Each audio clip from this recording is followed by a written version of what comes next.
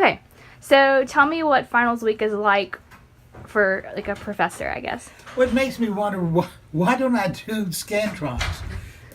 Why am I determined to stay with essay exams? What was I thinking? You know, all that.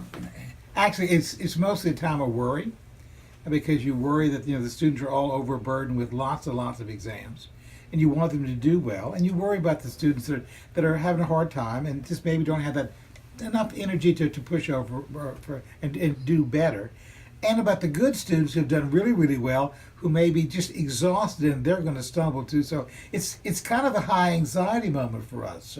I know it's a high anxiety moment for most students, but professors feel exactly the same way. You just kind of worry. You got your fingers crossed, and you really hope they're gonna do the right thing. They've got everything in the right place, or that they're going to actually show up. I've had a couple of semesters, students with strong grades, strong Bs, don't take the final. You wonder what happened to them. If you don't hear from them by the time that the grade due date is, you have to give them a low grade, and you never want to do that. So it's sort of a dangerous time for us.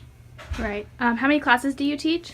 Let me see. I teach 2 online, 2 Louisiana history stand-up, 2 sections of 322, a graduate course, and I'm doing 3 independent reading courses. So I guess 10 right now. Wow. It's not really 10 because the reading classes are mostly the student and I getting together and talking about the books that they're doing. It's sort of a conversational level, but it's a full load. Right. Do a full load. So I guess during finals week you're going to be doing a lot of hours of grading. Yes, and at least 2 of those are on Moodle, which always confounds me. So I guess I could use more patience at this time, or maybe more coffee. I'm not sure which would be the best.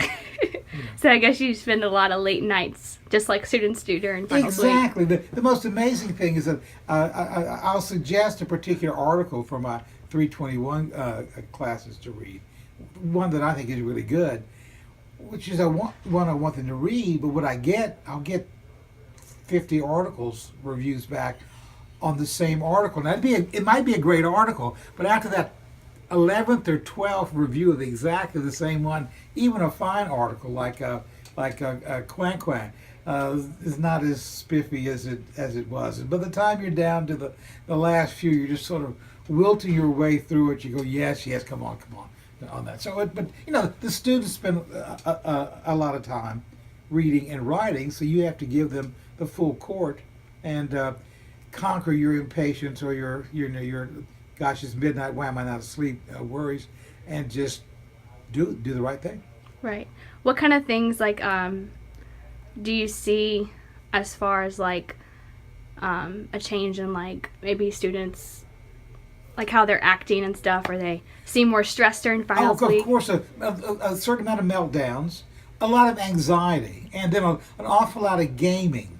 Students try to game the system at the very end. I got an email from a student who said, I have a 93 in your class. I really want to make an A, but what do I have to make on the final to make an A? So I said, well, an A. The students just get caught in their worry, their stress, the over assignments, having a lot of things come due at the same time, and I think the inclination just to be over all this, and they just get they fritz out. You always worry about that. Right.